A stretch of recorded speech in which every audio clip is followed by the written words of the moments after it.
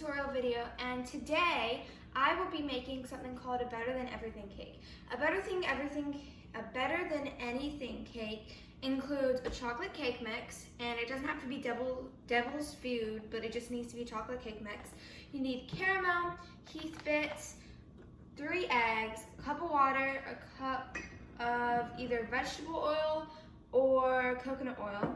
Then you also need condensed milk and whipped topping, which is kind of like whipped cream. So you actually only need to start off with this. These are like used after the cake is actually baked. So here are the instructions. I'll put a picture right here.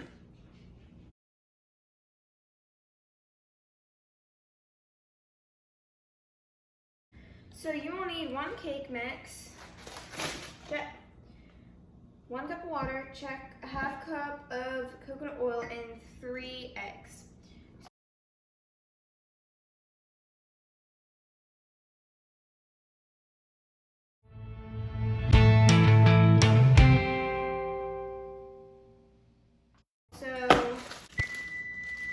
So the oven needs to be preheated to 325. As you can hear that my timer just beep.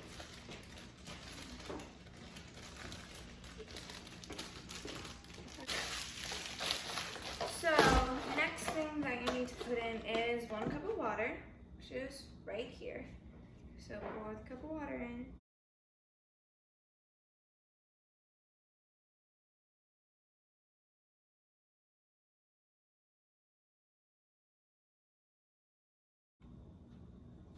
Slowly, that way it doesn't splash everywhere.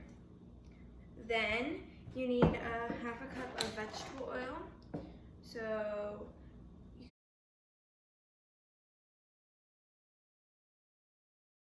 pour that in. I actually use coconut oil because it tastes better to me. It gives it like a coconutty taste. You don't have to, it's just what I do. And then 3 eggs.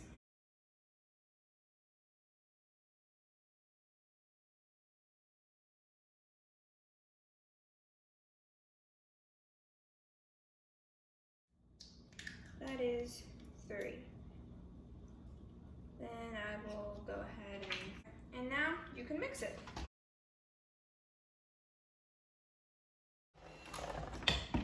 Okay, so that should be good. Next thing you want to do is you want to grease a pan. So, since I'm making a better than everything cake, I'm going to be using 13 by 9 pan. So this is 13 by 9 pan. Very big. So the way I grease my pans for brownies or anything is I use butter and a paper towel. And what I do is I just grease it with the butter. So I kind of make a little knot at the end, twist it a little bit, and then I get some butter, and then I grease it. Technically, that's all there is to this. It's just putting butter and moving it around. You can spray it, but I think the butter actually works better. So you can use room temperature butter, which is what I have. So just grease this. All it takes is butter, okay. Butter and a paper towel okay, now we need spatula. I would actually recommend the sturdy spatulas, not the flimsy one. This is it's a very sturdy spatula, and it's just easier so that way it's not flopping around when you're trying to pour it in. So now you just pour it in. And you can spread it around a little bit. I still have a little bit left in the pan. I need to make sure I get it all out. Make sure you get it in every single edge of it. That way it's spread out everywhere. Okay, so make sure it just fills into the pan. You can see I'm just moving it around with my spatula. Yeah, so that is it for the first half of it. And then you will put it in the oven for about 35-ish, 34 to 38 minutes. I usually do it somewhere in the middle, not too high, not too low. And then you put a toothpick in it, and if it comes out clean, then it is absolutely perfect. If it comes out like wet in the middle, like dripping, like the way this batter is, then obviously it needs a lot more time. But I will come back and when my cake is done, and I will show you the next step of it.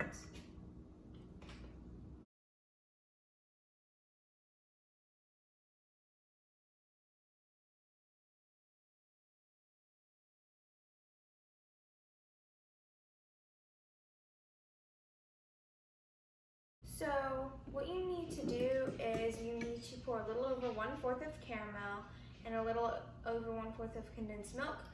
Then you mix it together and we go over to the cake. Okay, so now you take a fork and you just put holes into the cake.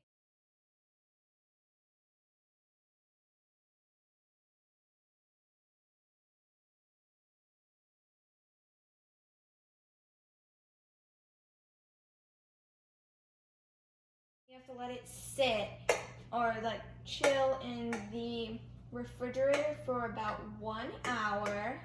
And then after that you will put the Cool Whip or whipped cream on it and then make like some icing. And then you will put the Heath bits on it. So poke a bunch of holes in it, and I'll poke some more. I'll show you in a second what this should look like.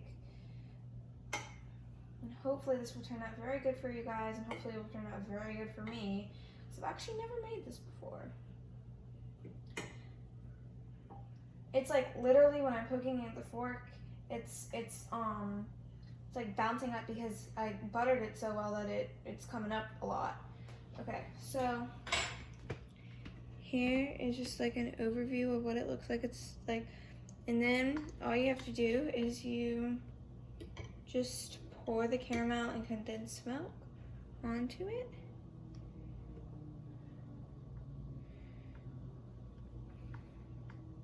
And then let it go into the fridge for about an hour. And then again you put the